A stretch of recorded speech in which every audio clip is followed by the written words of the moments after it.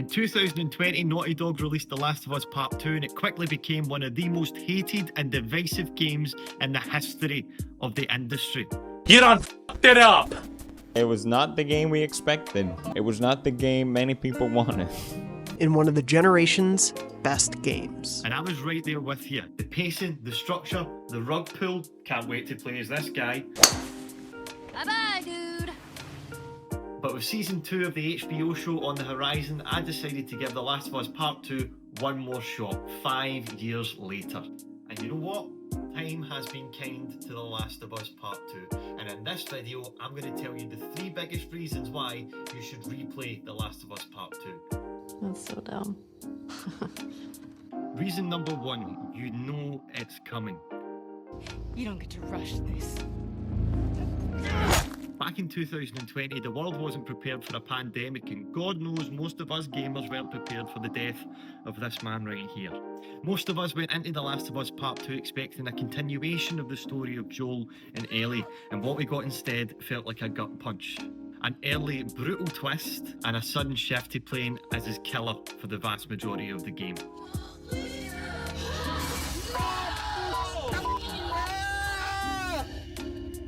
At the time, it felt like shock, betrayal by Naughty Dog. We were deceived and lied to as gamers, and Abby was no part of any marketing whatsoever. What the hell are you doing here?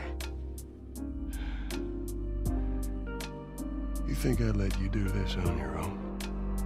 What the hell are you doing here? I think I'd let you do this on your own. But on a second playthrough, there's no shock, no confusion, and no emotional whiplash.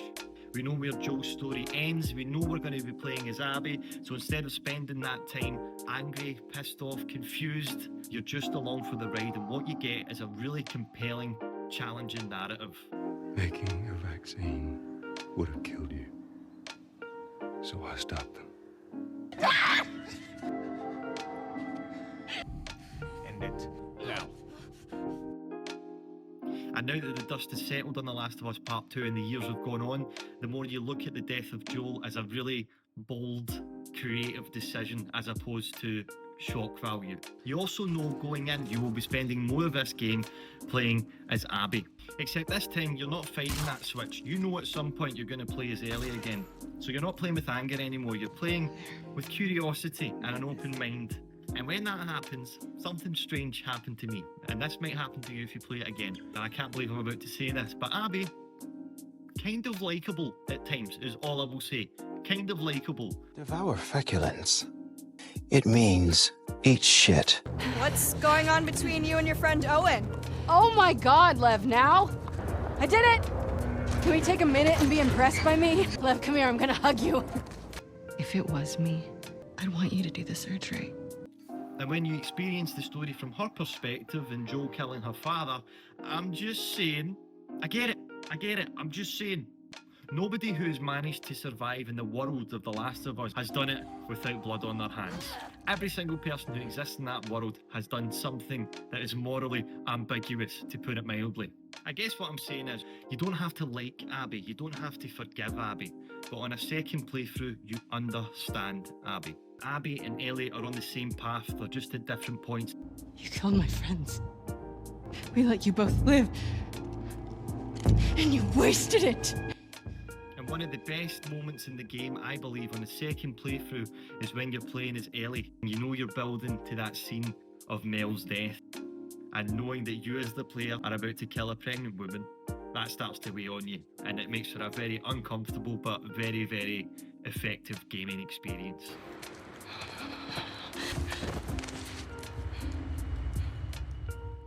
Start to question Ellie's position as the hero in the story of The Last of Us Part 2. You start to ask her and ask yourself, Are we the baddies? Reason number 2, the structure actually works once you've chilled out a little. Once again, I'll applaud Naughty Dog in The Last of Us Part 2 because it does something risky. It breaks the timeline, splits its perspective, and then makes you relive the same few days, but from the other side. And on my first playthrough 5 years ago, that structure felt frustrating. Because emotionally, you're still with Ellie, you've just been ripped away from her side of the story. You want to play as Ellie, we've bonded with her over the course of the first game. It feels slow, out of place, and honestly kind of annoying. But the second time around, you start to appreciate the design of it. You see how Ellie and Abby's timelines run parallel to each other. The switch between Abby and Ellie, their mirrored encounters, the moments of quiet, they're not pacing issues, they're intentional choices. And you ultimately realise that the game is not about Ellie versus Abby. And through these two characters, it shows you what revenge really does to someone, how it can spiral, how it can ruin you and others around you. But I'll be honest, the California section, even on replay, that part kind of dragged a little bit for me.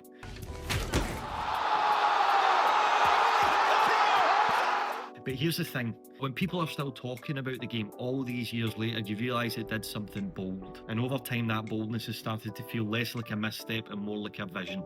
When is the last time a AAA release did something as brave as The Last of Us 2 did with its narrative? So the story is ultimately much more enjoyable the second time round. You start to take a more balanced approach to both of these characters. You don't necessarily root for one over the other. So you as a player the second time round with no real dog in the fight are just sitting there going, Please stop! Please don't shoot! But if I haven't convinced you with the story, reason number 3, the gameplay is still fantastic. Let's be real, for all the debate around the story, people forget one thing. This game is so much fun to play. The stealth is tense, the combat is brutal, the environments are massive, they're layered and they're built for experimentation. I like to play games as stealthily as possible, but in those moments when things go wrong for you and suddenly you have infected scarves, wolves chasing you down, you get to whip out explosive bow and arrows, flamethrowers, nail bombs, pipe bombs. You're more agile, you can run around, vault things, crawl on the floor, hide in the tall grass. One of the most satisfying things to do in this game are the moments when you get to play the other factions off each other in the subway and you've got scars or wolves chasing you, but you've also got infected, and you just throw that bottle in the right spot, getting these two groups to play off each other, and you just sneak through the back. It's tactical, it's messy, and it never ever gets old. And you know what? I was so glad to see that Naughty Dog brought those mechanics over in the ground up remake of The Last of Us Part 1. They didn't.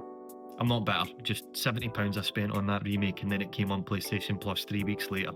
Ground up remake, my arse. We could talk about like this brand new AI, like all the combat is redone. The whole like all the new animation system, the new AI system, everything we've learned on like Uncharted 4, Last of Us 2, we apply to this. Bullshit.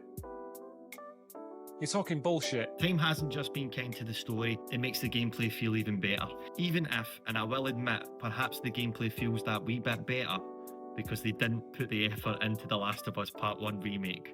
I'm not bitter. So if I can't get you sold on at least experiencing the story one more time, I think you should play it for that gameplay alone because it's fantastic, it's fluid and feels brilliant. I'm not saying The Last of Us Part 2 is perfect, there's moments that drag and I totally understand why it left such a bad taste in people's mouths back when it launched. But when you take a step back 5 years later, you replay it with fresh eyes, without all the hype, without the heartbreak, without the hate, something clicked into place for me.